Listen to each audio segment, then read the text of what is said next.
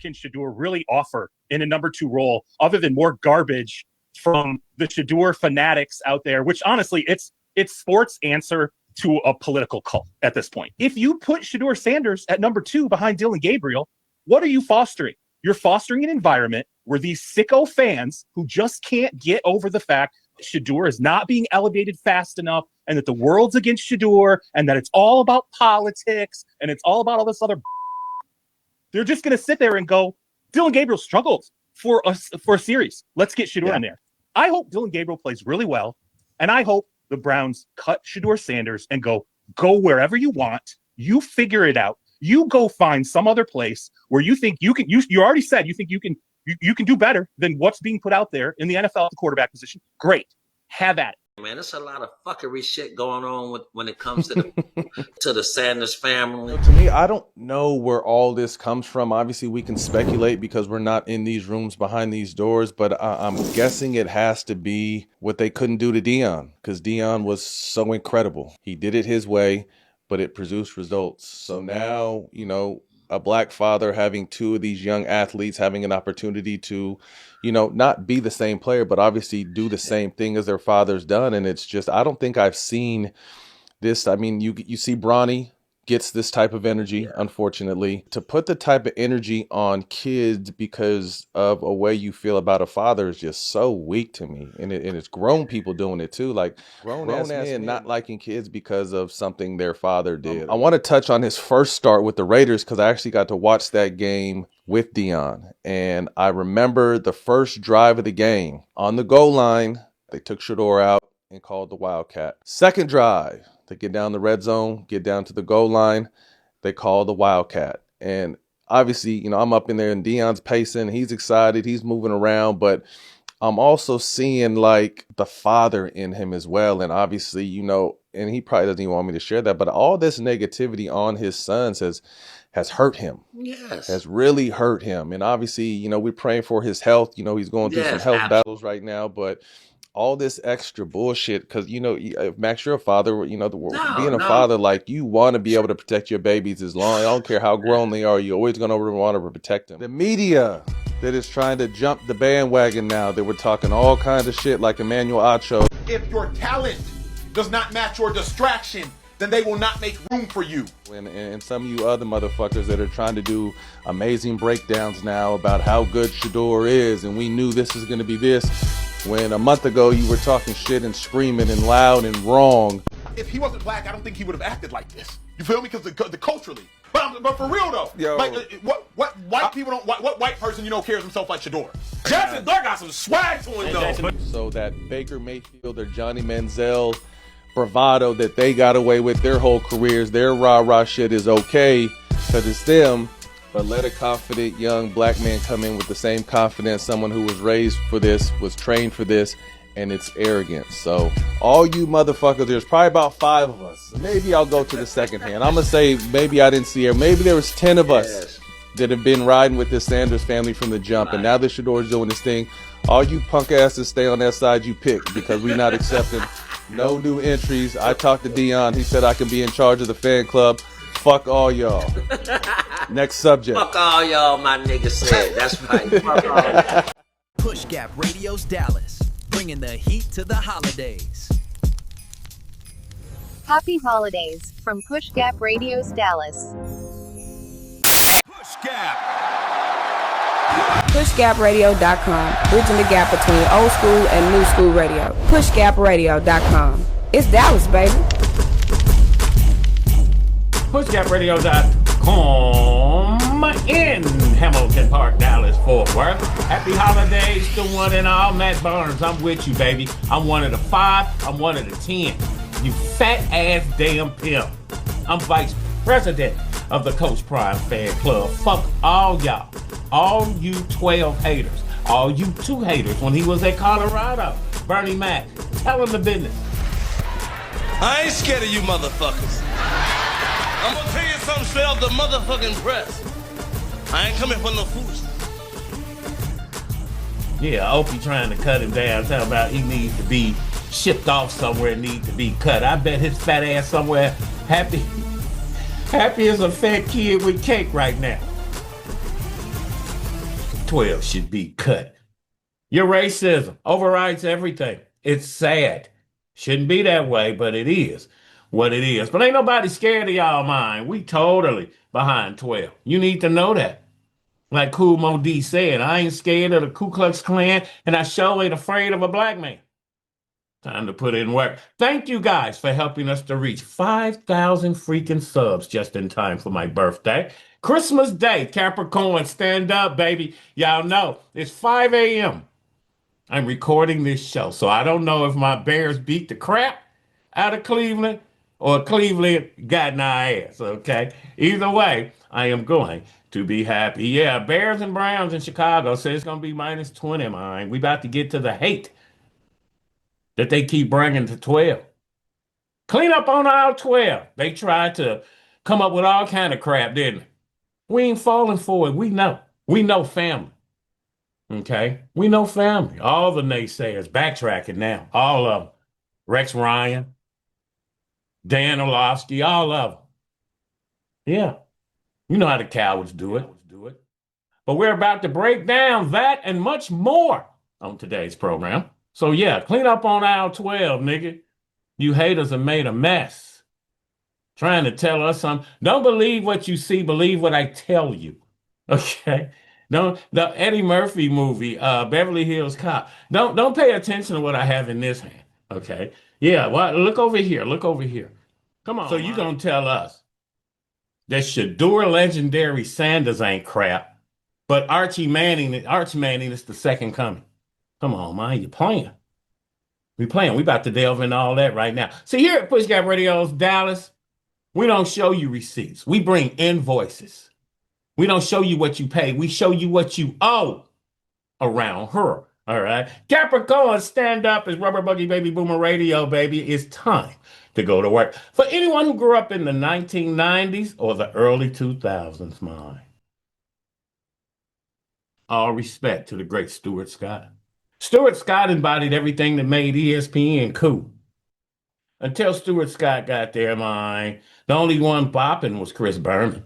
You know, they wanted him to quit saying Babe Ruth and using people's names with different funny liners. That was stupid. They finally let him go back to doing it. But yeah, it was different because I saw a clip of the Stuart, and I'm getting off topic here, but I saw a clip of the Stuart Scott documentary on ESPN. And it was showing him and Rich Eisen when they first started working together. You know Richie.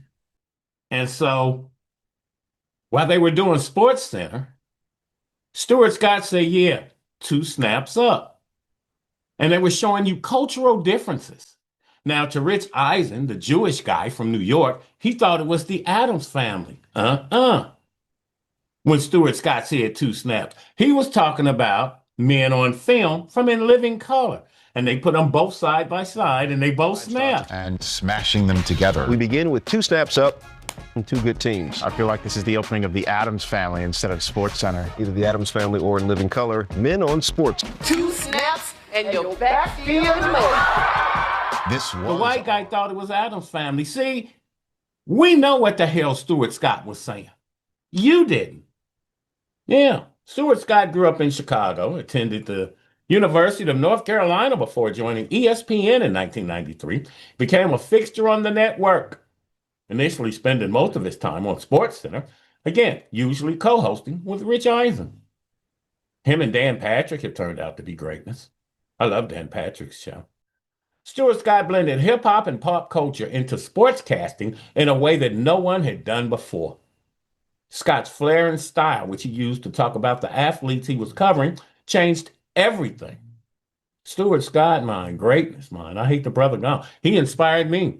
I went to broadcasting school after seeing him and set up. Somebody always said, "Old head, don't go through life trying to say, what do I want to do? Go through life and find the person who has your job."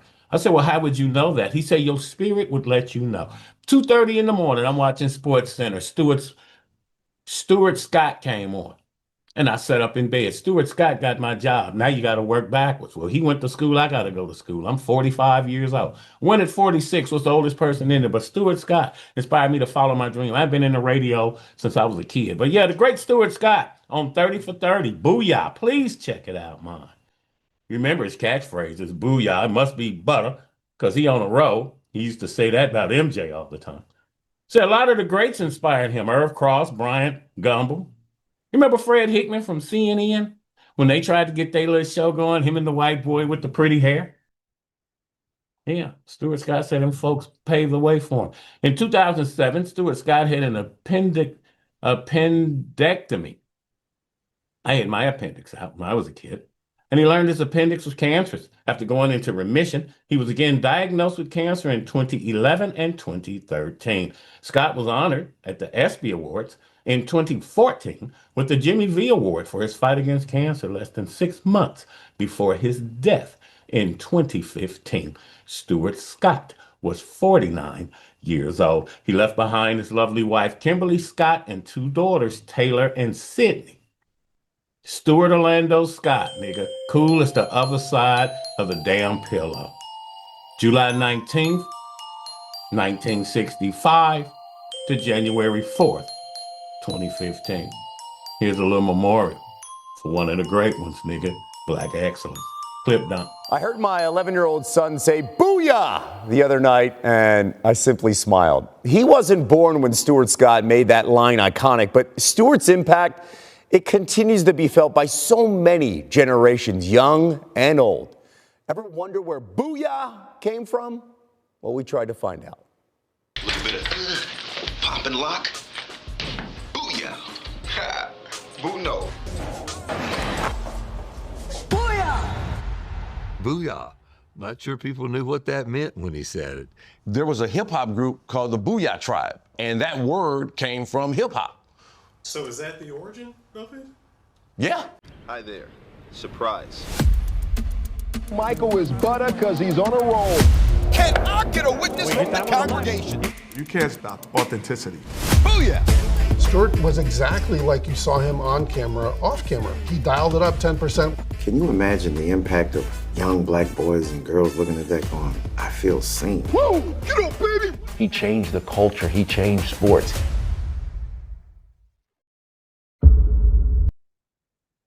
Yeah, the greatness that was Stuart Scott, man, on and on and on.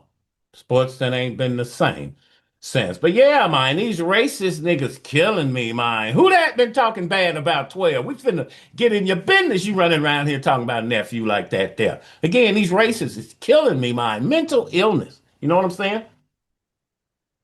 Totally mental illness. You people are mediocre and hypocrites. You fear competition. Tariq Nasheed showed us that. You're just mediocre and hypocrites. Talking about us like a dog. Remember when we went to see Black Panther and we dressed up like Wakanda? And the white folk got on Reddit and all over the damn place talked about us like a damn dog. Yet they run around dressing like Star Wars, Lord of the Rings, and all this other dumbass shit. Put down in the comments what you done seen them folks dressed as donkeys, dogs, whatever, man. But I digress. Shedeur Sanders, why all the hate? The overwhelming amount of criticism directed at Cleveland Browns quarterback Shedeur Sanders stems from a controversial blend of his high-profile, unconventional football background and a public perception of arrogance and entitlement. Of course, as you well know, he's the son of NFL legend Deion Coach Primetime Sanders. Primetime. That's how we used to say it, okay? In reverence, nigga.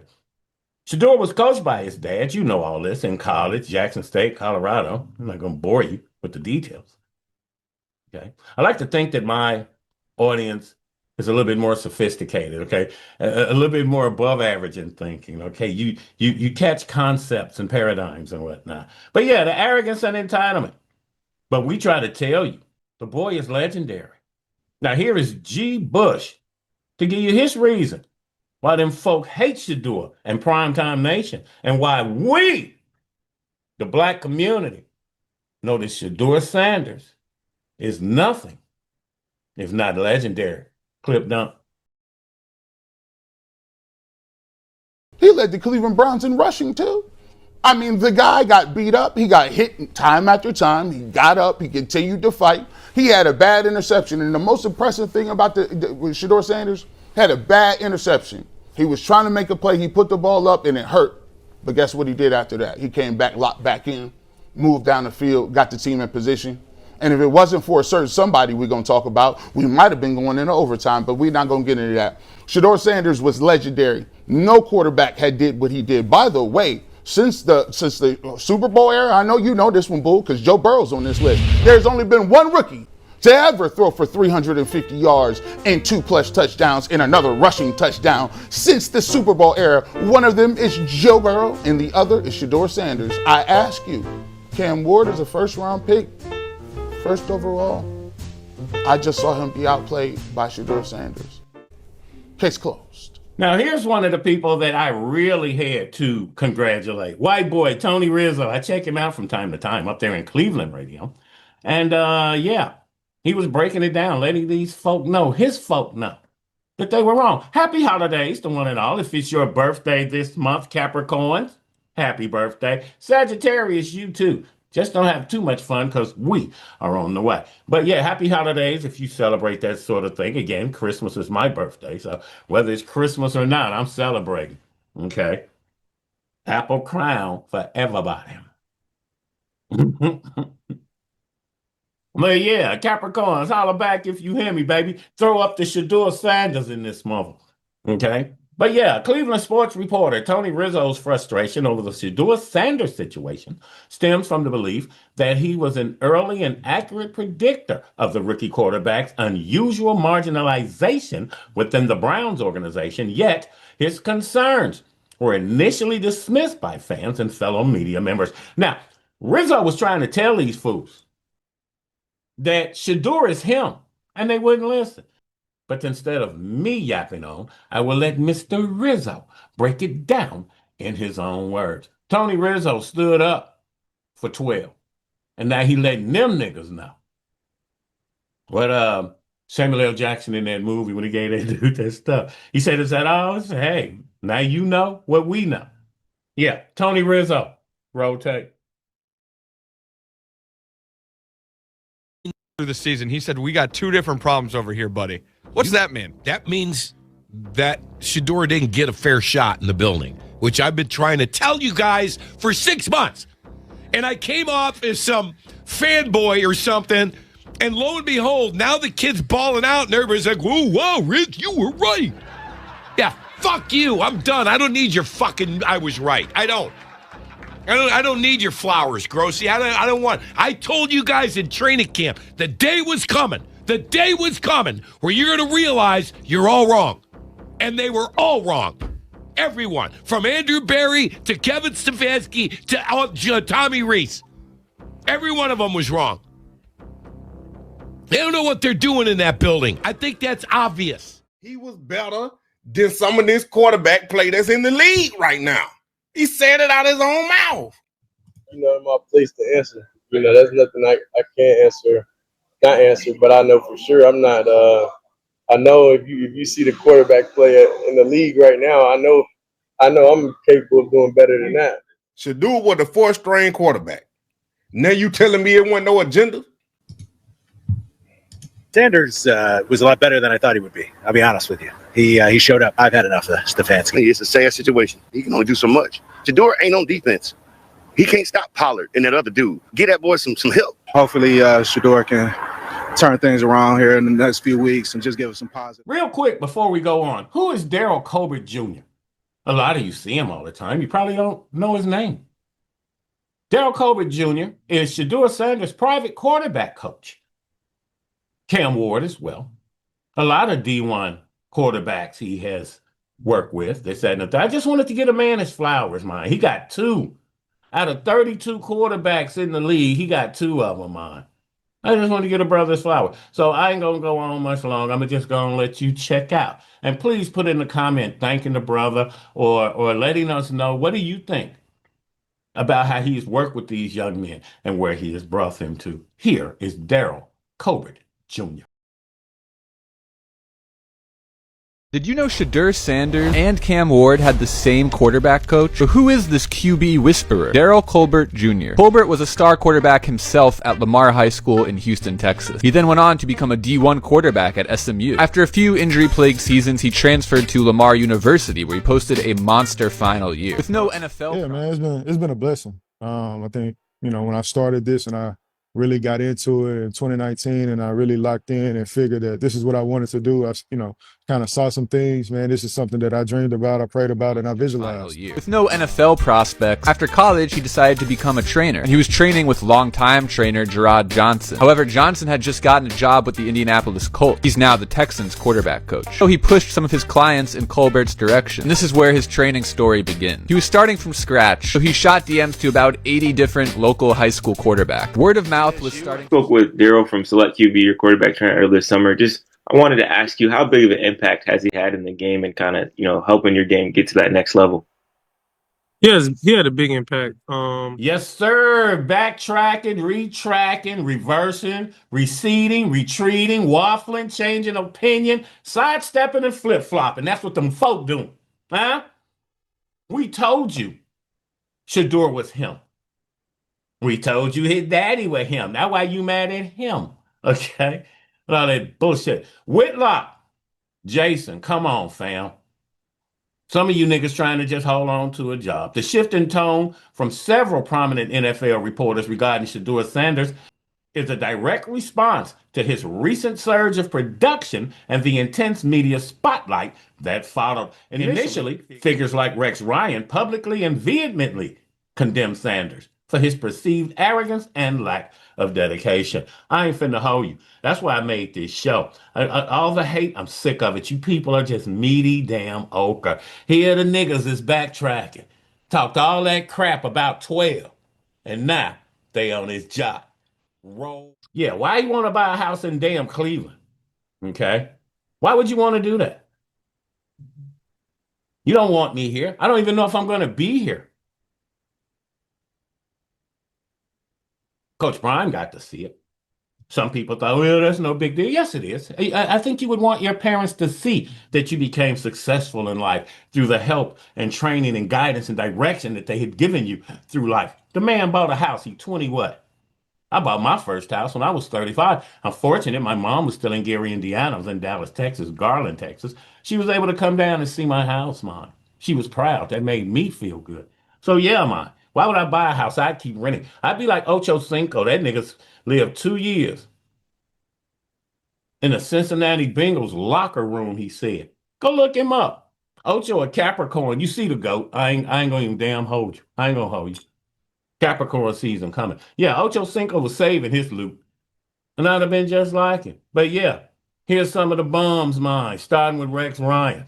Check him out. Roll damn tape. Stefanski is one of an outstanding coach. All right? Something's missing.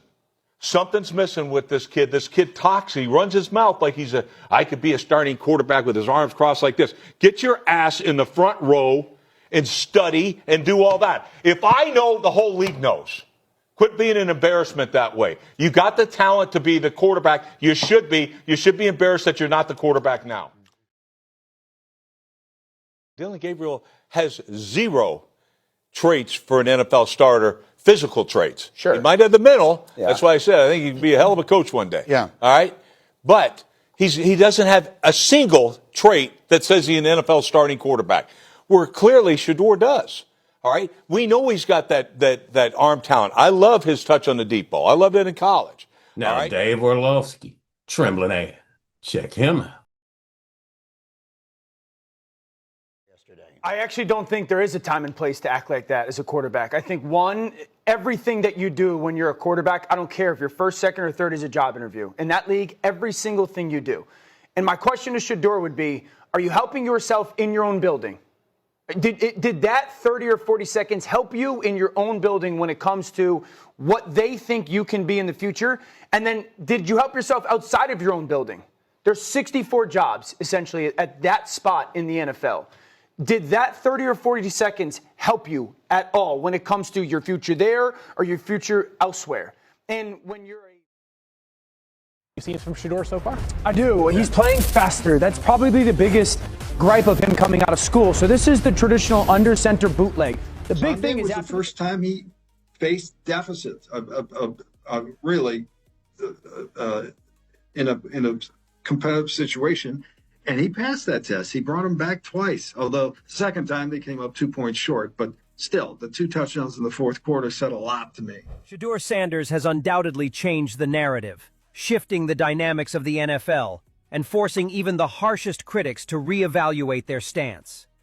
Critics like Dan Orlovsky, who once mocked Shedeur and dismissed his abilities, have had to swallow their pride and admit that Shedeur is not only a talented quarterback, but one of the best young QBs in the league today.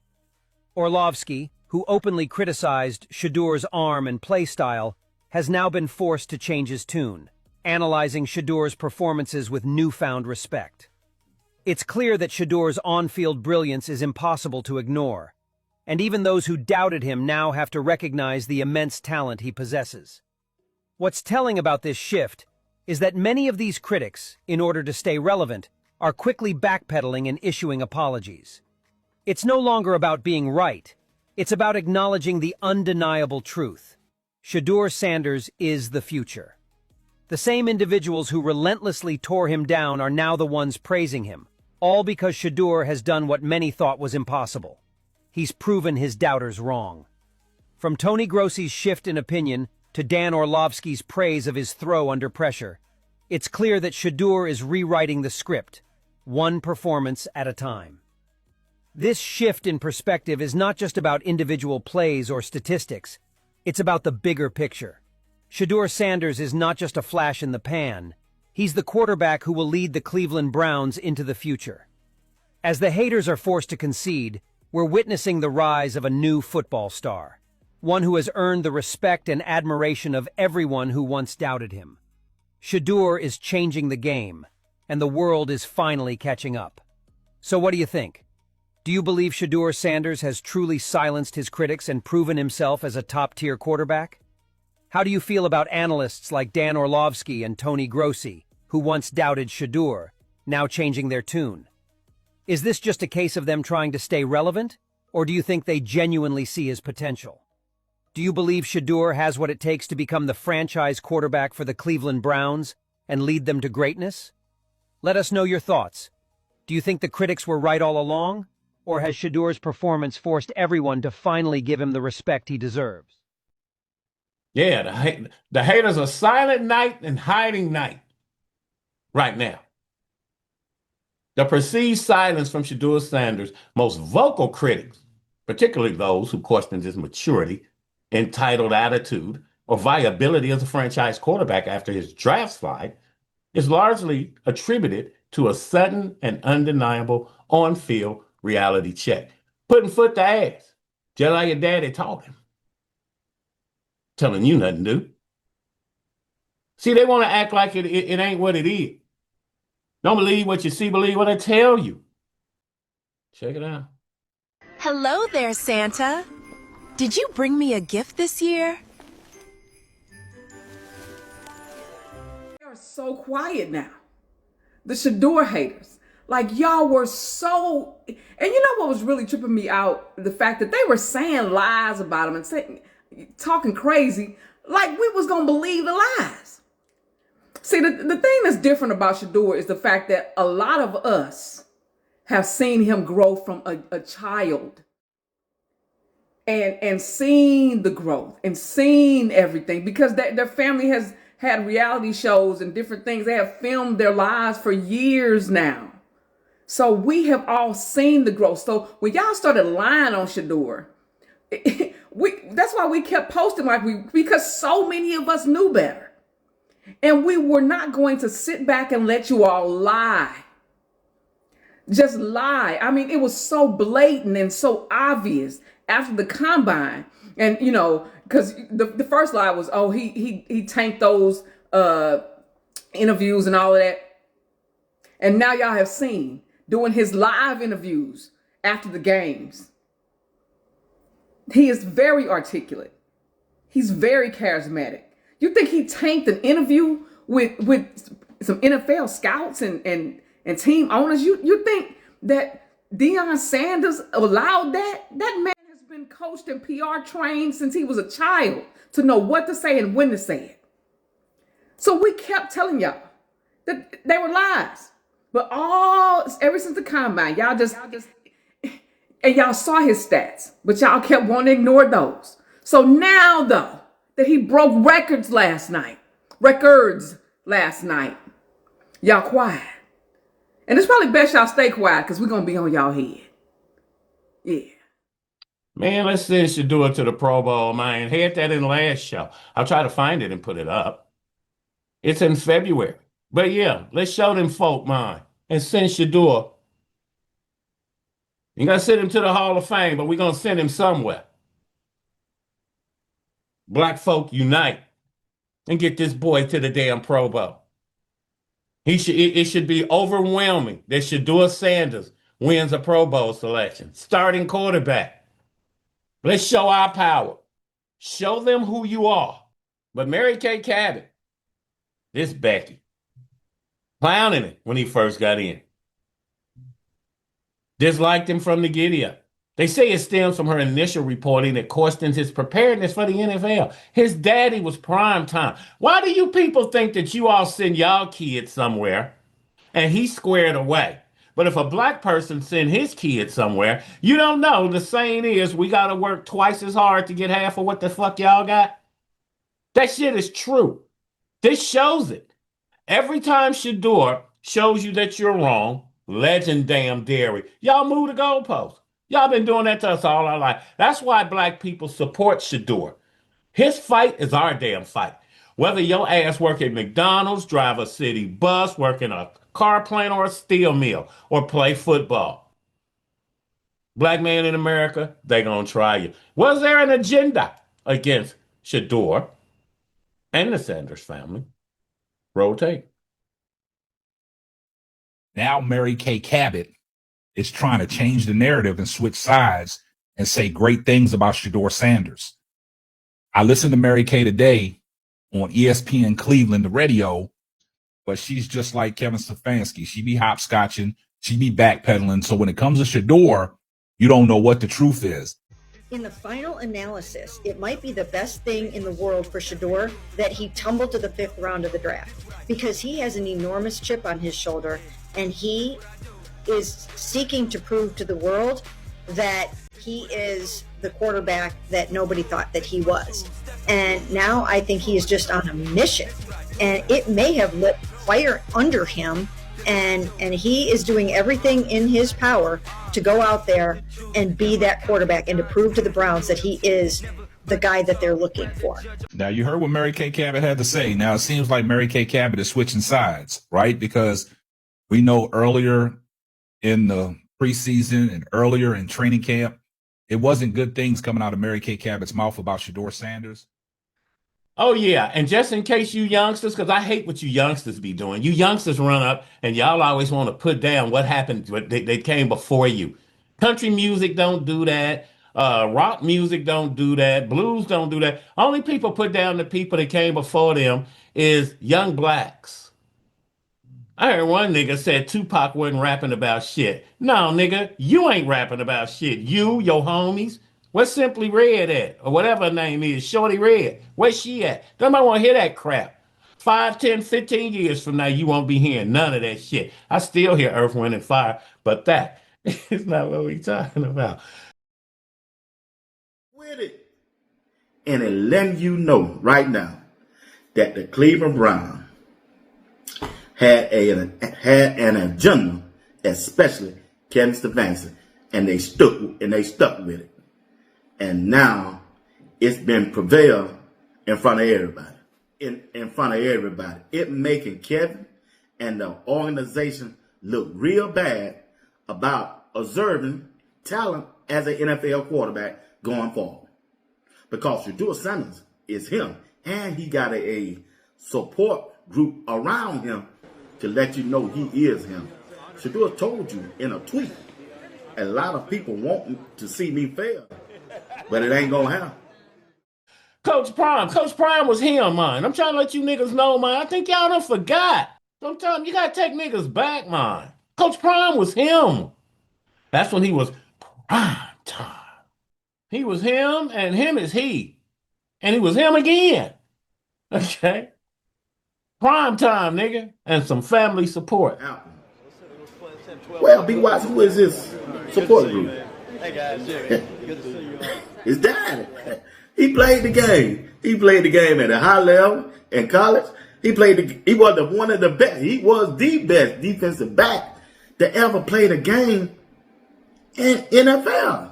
Shedeur Sanders, a.k.a. prime fucking time. By far one of the most entertaining and most explosive players to ever put on a pair of fucking cleats. This man was a walking touchdown and he played fucking defense. I'm gonna talk about do it flew about a boatload. This is the motherfucking manufacturer in it. I have never in my life seen nothing like this man and probably never fucking will again. Try to get busy. Let me get up out of here real quick. All right, let's get up out of here. Are you fucking serious? And then not to mention, he gonna celebrate on your ass for at least 20 yards. So why wouldn't you think that Shedeur Sanders back then wouldn't tell them about the game going forward in their future? Behind the scenes, interviews, you see how Shedeur carried himself? Man, y'all, come on. So yeah, question, was there an agenda against the Sanders family? I'll let you scary ass niggas answer that. Some of y'all scared to speak up. I don't give a damn. The GOAT, baby. I'm gonna tell you what I think. You ain't bring that shit in my environment. This boy is greatness, just like most of the people we send out. It's greatness. These people hate competition, man. They don't want you to shine because they don't have it within themselves. And a matter of fact, I'm finna close out, and I'm gonna find this thing from Coach Carter that Samuel L. Jackson played in. And the kid was talking about the light. I'm gonna insert that at the end, so pay attention, but we out. Our deepest fear is not that we are inadequate. Our deepest fear is that we are powerful beyond measure. It is our light, not our darkness, that most frightens us. Your playing small does not serve the world. There is nothing enlightened about shrinking so that other people won't feel insecure around you. We were all meant to shine as children do. It's not just in some of us, it's in everyone. And as we let our own light shine, we unconsciously give other people permission to do the same. As we are liberated from our own fear, our presence automatically liberates others. Again, is there some kind of deal against Shedeur? We know that it is. Real quick before I get out of here, those of you who live in Dallas, Fort Worth area, North Texas, you people over there at 105.3 The Fan sports station, we ain't got no black show here on the radio for sports. Niggas don't do shit but play sports, but ain't no black dude telling us about it. Chris Arnold, K104, Skip Murphy and the Morning Team, The Wig, Nanette Lee, Slammy Sammy Putney, rest in peace, Slammy, we love you. And Chris Arnold. Now, if you're not into the sports scene here, let me explain. Chris Arnold is about sports. He ain't here to talk about what kind of favorite puppy you had or what kind of damn milk duds you like during the damn holidays. Him and Chuck Cooperstein. That's why I'm glad he got off that show with the KC Masterpiece, whoever them white boys is. Chris don't need y'all. He got a built-in audience here. He comes on the weekend. Chris Arnold needs to have a show throughout the week. Sick of you people, man. Bang this cat in town is Chris damn Arnold. And that guy Leon from the barbershop years ago. But yeah, that's what that is. Never average, never mediocre, online, on point, and on the freaking money. Thank you for taking us to 5,000, man. We at 5,200 now. The march is on now to 10,000. Capricorn, get ready, baby. It's time to lay it down. Pray until something happens. God always provides. At PushGapRadios.com, the power is in the name. Catch you guys next week. PushGapRadios.com. Dallas, baby. We're out. PushGapRadio.com. We finna take over this town like street sweepers. That's gangsta.